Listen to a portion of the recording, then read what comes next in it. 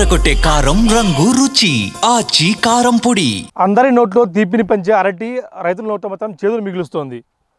ఈ సీజన్లో సుమారుగా కేజీ ₹2 పోగొడుతుండడంతో రైతులు తీవ్ర దిగాలు చెందుతూ కూడా పంటనంతా కూడా పొలంలో నాశనం చేస్తూ ఉన్నారు. ప్రస్తుతం చూస్తూ ఉన్నాం, ఎంతో పెద్ద గెలలు వేసిన అరటి పంటంతా కూడా రైతులు తమ నష్టాన్ని భరించుకోలేక రైతు కూలీ గిట్టుబాటు ధరకు రాకపోవడంతో రైతులంతా కూడా ఈ పంటను ప్రస్తుతం నిలమట్టం చేస్తూ ఉన్నారు. చూస్తూ ఉన్నాం, సుమారుగా ఒక్క అనంతపురం జిల్లాలోనే 33,000 ఎకరాల్లో కూడా అరటి పంట సాగు చేస్తున్నారు. ప్రస్తుతం అయితే రైతులంతా కూడా అరటి రేటు డమాలను పడిపోవడంతో ఒకసారిగా కూడా రైతులంతా తమ పంటను నాశనం చేస్తూ అరటి చూస్తూ కన్నా బిడ్డల్లాగా పెంచుకున్న అరటి గెలలను కూడా ట్రాక్టర్తో దొక్కించేస్తూ కూడా తమ బాధను వెలిపించి ఉన్న పరిస్థితి ఉంది. చూస్తూ ఉన్నాం, ఎక్కడికక్కడ పంటంతా కూడా పూర్తిగా కూడా నిలమట్టం చేస్తూ ఉన్నారు. మరొక పంటకు సిద్ధం చేసుకునేందుకు ఇప్పుడే అప్పుల్లో కూరుకుపోయాం కాబట్టి దీన్ని మరింత సాగు చేసే పరిస్థితి లేదు అంటూ కూడా చెట్లలోనే కాయ మాగుతుంది, కాయ పక్వానికి వస్తుంది కాబట్టి ఇప్పుడు మా పరిస్థితి చాలా అగమ్యగోచరంగా తయారైందంటూ కూడా రైతులు ఆవేదన చెందుతూ ఉన్నారు. సుమారుగా ₹20 పైన ఉంటే గిట్టుబాటు ధర అయ్యేది, కానీ కేవలం రూపాయి లేదా ఫ్రీగా కూడా కొంతమంది రాకపోవడంతో కూడా రైతులు తమ బాధను వెలిపిస్తూ ఉన్నారు. రైతు కన్నా బిడ్డల్లా పెంచుకున్న పంటను కూడా నీలమట్టం చేస్తూ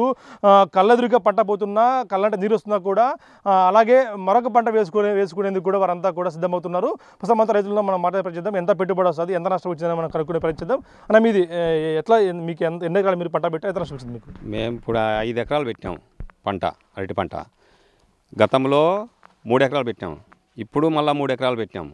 కానీ ఇప్పుడు రెండో పంట కోతకు వచ్చింది. కోతకు వస్తే దాన్ని కొనేవాడే లేడు. అసలు రైతుల దగ్గరికి వచ్చి వ్యాపారస్తులు అడిగేవాడే లేకోకుండా అయిపోయినాడు. కానీ మేము ఏం చేయాలో దిక్కుతో వచ్చిన పరిస్థితిలో ఉన్నాం ఈరోజు.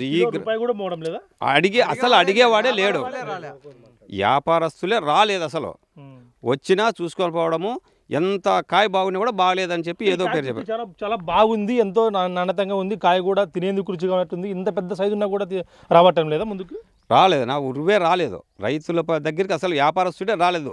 వస్తారు, చూసుకొని పోతారు, రేపు బండి పెడతామంటారు, మళ్ళీ ఇంకా ఫోన్లు ఎత్తారు. అసలు దానికి సమాధానం కూడా చెప్పే పరిస్థితిలో లేదు. ఇవి చాలా రోజులు పెట్టుకుంటే కూడా లేదు. ఇవి మాగిపోతాయి. ఎందుకంటే చెట్టు మీద మాగిపోతుంది. చెట్టు మీద మాగిండగా కనపడితే వాళ్ళు రారు, తోటలోకి రారు. ఎందుకంటే వాళ్ళకి ఎక్స్పోర్ట్ పోతుంది కాబట్టి. ఈడే మాగిందంటే వాళ్ళకి లాంగ్ ఎక్స్పోర్ట్ పోదు కాబట్టి వాళ్ళు రారు, అసలు ఉరువే తోటలోకి రారు. ఎంత నష్టం వస్తుంది? ఎకరాకు పెట్టుబడి ఎంత పెట్టినారు, ఎంత నష్టం వస్తుంది? ఎకరాకు దాదాపు మేము 2 లక్షల వరకు పెడుతున్నాం పెట్టుబడి. ఒక ఎకరాకు దాదాపు 10 లక్షలు ఉంది. ఒక్కొక్క రైతు ఈ విధంగా ఈ ఊర్లో మా గొందిరెడ్డిపల్లి గ్రామంలో దాదాపు 100 మంది రైతులు అరటి సాగు విస్తీర్ణం చేస్తున్నారు. దాదాపు ఒక్కొక్కరు 10 లక్షల రూపాయలు నష్టపోతున్నాం. ఏం చేయాలన్నా పొలం నాదే. నా పేరు సీనయ్య, గొందిరెడ్డిపల్లి, రాప్తాడు మండలం, అనంతపురం జిల్లా. నేను దాదాపు ఇది గుత్త తీసుకున్నా. 5 ఎకరాలు గుత్త తీసుకున్నా. 3 ఎకరాలు ఇప్పుడు ప్రస్తుతానికి ఇది రెండో కొయ్య. ఇంకొక ఎకరా మళ్ళీ పెట్టాను. దీనికి ఎకరాకి 2 లక్షలు పెట్టుబడి పెట్టా. మొత్తం 6 లక్షలు పెట్టుబడి పెట్టా. ఇది పెట్టుబడికి కూడా రావడం లేదు. అసలు వ్యాపారస్తులు రావడమే లేదు. వస్తారు, చూసుకుంటారు, వెళ్ళిపోతారు, మళ్ళీ వస్తామని చెప్తారు. వాళ్ళకి ట్రాన్స్పోర్ట్ ఎక్కువ అవుతుంది, మాకు దూరము, దగ్గర ఇంకా తక్కువ రేటుకి వస్తాను కదా అని చూడడం, వెళ్ళిపోవడం అంతే. మరి చెట్టు మీద మాగితే ఇంకా రాడు. మీకైతే ఇప్పుడు ఇది మళ్ళీ పంటను వేరే పంట పెట్టే సిద్ధం చేస్తారు, నష్టమే కదా మీ అంతా? మీకు ఇది వేరే పంట చేసుకోవడం, మళ్ళీ దీన్ని చేసుకోవడానికి కూడా సిద్ధం చేసుకునేదానికి ఒక 50,000 పైన వస్తుంది ఖర్చు. నూకేసడానికి, మళ్ళీ దీన్ని అంతా రెడీ చేసుకోవడానికి, మళ్ళీ పొలం పెట్టడానికి. ప్రభుత్వం మీరు ఏం రైతులను, అధికారులను ఏం కోరుతున్నారు? కిలో గిట్టుబాటు ధర కల్పించమని కోరుతున్నారా? కిలో గిట్టుబాటు ధర కనీసం అంటే ఒక ₹10 ఉంటే రైతు అడిగి పెట్టుబడి గిడుతుంది. ప్రభుత్వం ఆదుకోవాలి రైతుల్ని, లేదంటే చాలా ఇబ్బందుల పరిస్థితులు ఎదుర్కోవాల్సి వస్తే వస్తుంది. మీ ఎంతమంది మీరు ఎంత పైరు పెట్టారు, మీకు ఎంత నష్టం వచ్చింది? 5 ఎకరాలు పెట్టుకున్నాం సార్. 10 లక్షల నష్టం వచ్చింది. ఎట్లా భరిస్తున్నారు మరి ఇంత నష్టాలు? మీరు వ్యవసాయం చేసేందుకే మొగ్గు చూపుతున్నారు, మరి ఇంకేం చేస్తుంది? మా బతుకే ఇంకా అట్లా అయిపోతుంది. అందరి నోట్లో తీపిరి పంచే చేదు పంచుతుంది. అంతే సార్, తప్పదు సార్ మన పరిస్థితి. ఇంకేం పనులు చేసుకుని కూలి పోయే వాళ్ళు, మీ పిల్లలు చదువులు సమస్యలు అన్నీ ఎక్కువ ఉంటాయి. మీ కన్నబిడ్డలుగా పెంచుకున్న పంట మీరే నాశనం చేస్తారు. ఇంకేం తప్పదు కదా సార్ మన పరిస్థితి. ఆత్మహత్యలు చేసుకునే పరిస్థితికి వచ్చింది సార్. ఇంత మంచి గెల, ఇంత పెద్ద దిగుబడి వచ్చినా కూడా ఎందుకు రైతులు ముందుకు రావట్లేదు? వాళ్ళు చీడపీడలోనా, లేకుంటే కాయ బాగాలేదనా? కాయ సమస్య ఏం లేదు సార్. కాయ బాగుంది, వ్యాపారస్తులే రావడం లేదు సార్. ఎక్కడ సరుకు దొరుకుతుంది, ఇక్కడ మహారాష్ట్ర ఎక్కువ ఉంది అంటున్నారు. ఇక్కడైతే వ్యాపారస్తులంతా సిండికేట్ రేటు తగ్గిస్తారు సార్. రేపు ఉండే రేటు ఇబ్బందిగా సార్, రూపాయి తగ్గిస్తారు సార్ ఆటోమేటిక్గాను. ఇప్పుడు రేపు ₹6 అంటే రేపు ₹5, ₹4, ₹3 అడుగుతారు. జీరో అడిగేవాడే రాలేదు సార్. నాశనం చేస్తాను, తొక్కిస్తాను, మాగిపోతాను, ఎంత అల్లరి పెడుతుంది పరిస్థితి. ఇట్లా పరిస్థితి. ఎవరు వచ్చేవాడే మహానుభావుడు లేడు. ప్రభుత్వ అధికారులని కలెక్టర్ని ఏం కోరుతున్నారు? మీ ద్వారా మేము కూడా సమస్యని అధికారుల దృష్టికి తీసుకెళ్తాము. మీరు ఏం డిమాండ్ చేస్తున్నారు? ఎంత మీకు గిట్టుబాటు ధర అయితే ఒక నష్టం నుంచి బయటపడే అవకాశం ఉంది? పెట్టుబడి వచ్చేది కనీసం పెట్టుబడాలంటే 10 రూపాయలన్నా పోతేనే సార్ మా సమస్య. కనీసం పెట్టుబడాలంటే 10 రూపాయలన్నా పోతేనే పెట్టుబడి వస్తుంది సార్, లేకుంటే నష్టపరిస్థితులు పెట్టుబడి కూడా సమస్యలు చాలా ఇబ్బంది పడుతుంది. ఏం చెప్తారు? మీ పేరు ఏం పేరు? మీరు ఎంత నాటారు? మీరు సార్ నా తిరుపతి నా పేరు. నేను 13 ఎకరాలు సాగు చేశాను సార్. 13 ఎకరాలు చేశాను సార్. నాకు దాదాపు 13 లక్షలు పైన పెట్టినా కానీ తక్కువ పెట్టింది సార్ నేను పెట్టుబడి.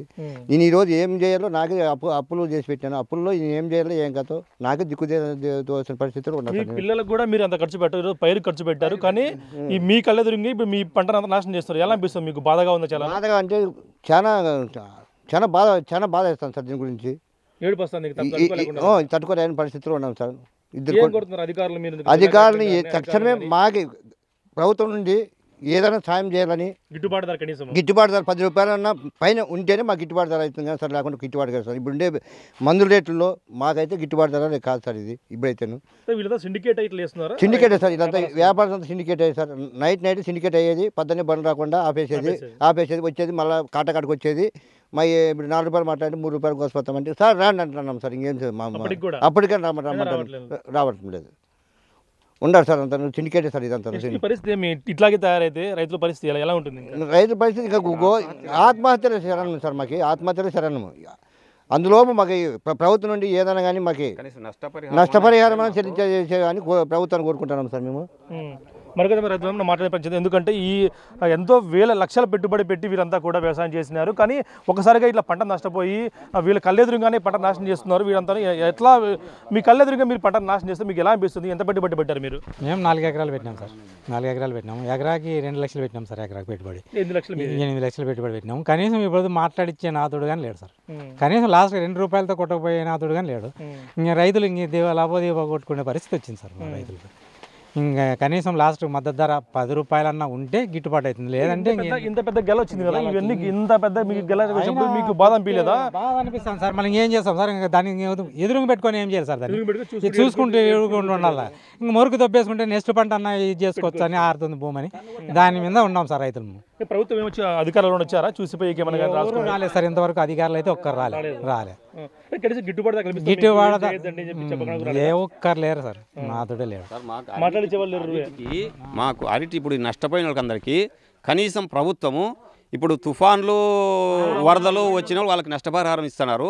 ఆ విధంగా మాకు కూడా అంతో ఇంతో రాయలసీమ రైతులకు ఈ అరటి పంటలో నష్టపోయినటువంటి రైతులకి ఎకరాకు కనీసము 10,000 వస్తే మాకు ఇది పంట తొలగించుకోవడానికి మళ్ళీ పంట పెట్టుకోవడానికన్నా సహాయం అవుతుందని మేము ఈ ప్రభుత్వాన్ని డిమాండ్ చేస్తున్నాం సార్. 5 ఏళ్ళ కింద మొక్కలకి గవర్నమెంట్ సబ్సిడీ ఇచ్చేది. మొక్కకి 10 రూపాయలు, దాంట్లో 50% సబ్సిడీ ఇచ్చేది.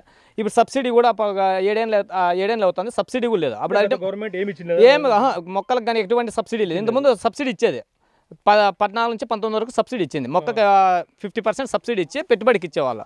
ఇప్పుడు ఏ పరిస్థితులు అది పరిస్థితి లేదు.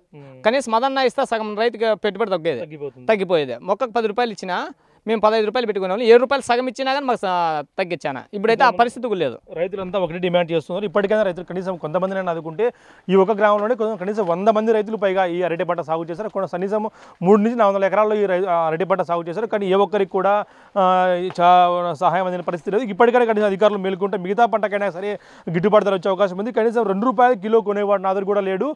వ్యాపారస్తులతో సిండికేట్ అయి చూస్తున్నాం. ఎంత పెద్ద గెల, నాకన్నా 6 అడుగులు గెల సుమారుగా కనిపిస్తుంది గెల.